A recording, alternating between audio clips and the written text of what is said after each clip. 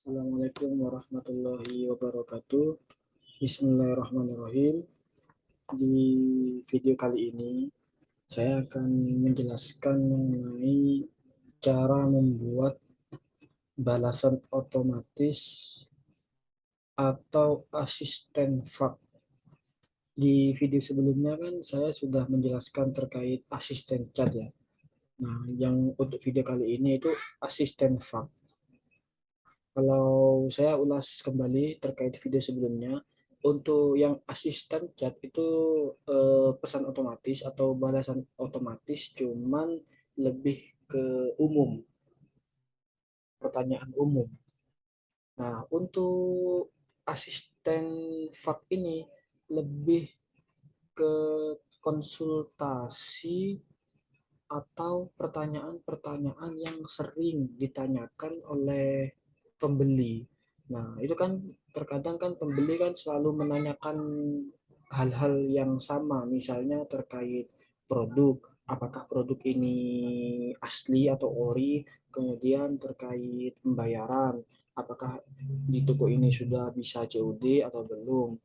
Nah, seperti itu. Itu kan kalau kita sebagai penjual menulis atau menjawab satu persatu dengan pertanyaan yang sama, waktu kita itu terbuang, nggak efektif.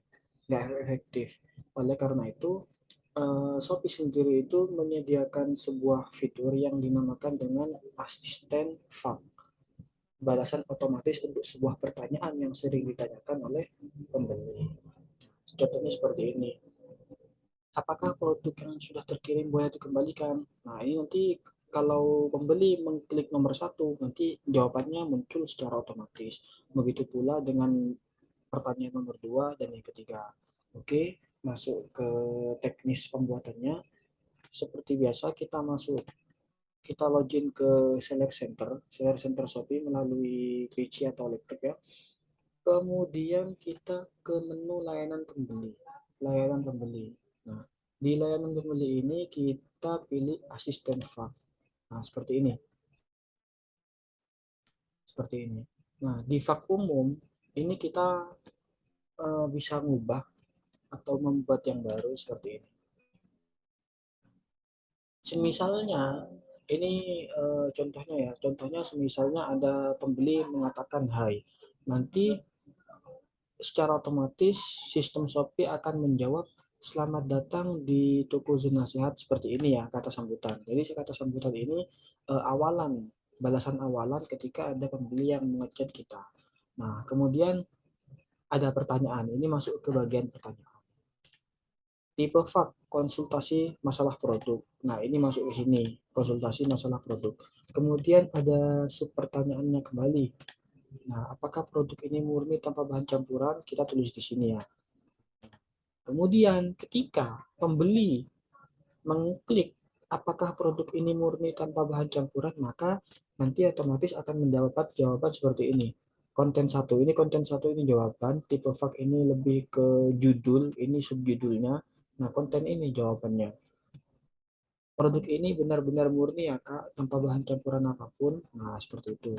Kemudian kita bisa membuat pertanyaan lagi, judul kembali. Contohnya apakah produk ini pakai gula?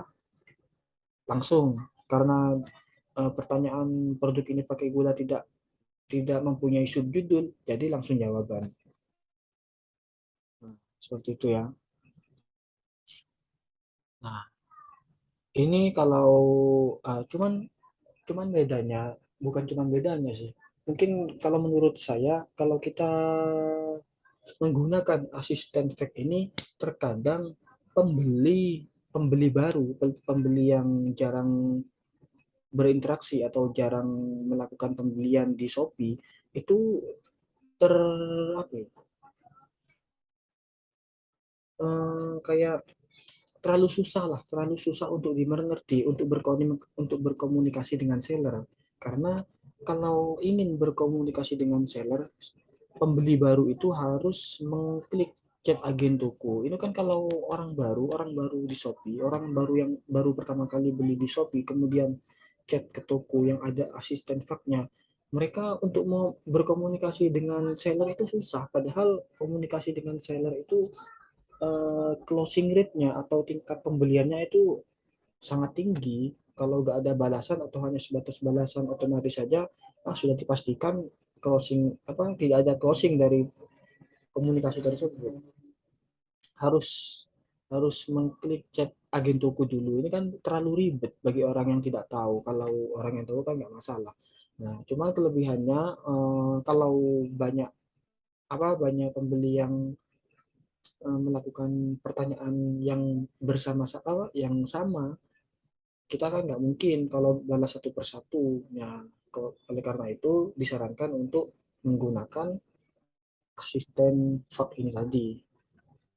Nah, seperti ini. Kemudian ada masalah judulnya tipe VAK terkait judul konsultasi pengiriman. Kita klik apakah bisa bayar COD. Nah, seperti itu. Kalau kita membuat judul kembali, judul lagi, kita bisa tambahkan baru. Tambahkan baru, kemudian kalau memang perlu ada subjudul, kita tambahkan subjudulnya seperti ini di bawah ini. Kemudian kita isikan jawabannya di konten, di bagian konten. Seperti itu ya. Semoga bisa dipahami. Eh, Terkait penggunaan, saya sarankan untuk penggunaan asisten VAK ini lebih cocok digunakan bagi yang toko yang sudah besar. Misal pembelian atau orderan di atas 99 ini cocok kalau pakai ini.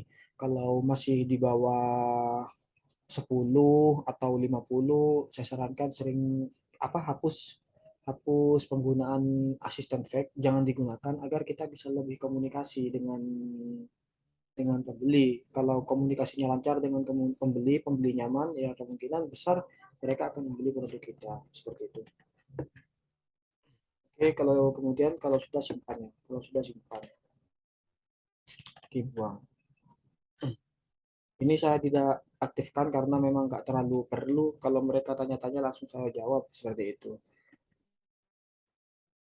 Oke, ini secara umum. Kemudian ada asisten fak berdasarkan produk. Jadi pertanyaan terkait produk tertentu itu bisa kita setting. Misalnya ini terbuat dari apa, itu kita bisa men-settingnya. Jadi kalau produknya ini laris, kemudian sering ditanyakan oleh pembeli dengan pertanyaan yang sama, bisa menggunakan produk asisten fak kategori produk. Bisa juga kategori pesanan.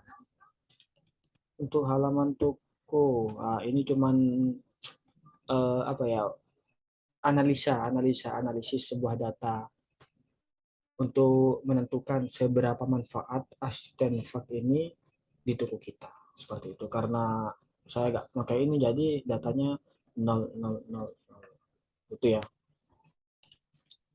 Cukup sekian, mungkin cukup sekian dari kami.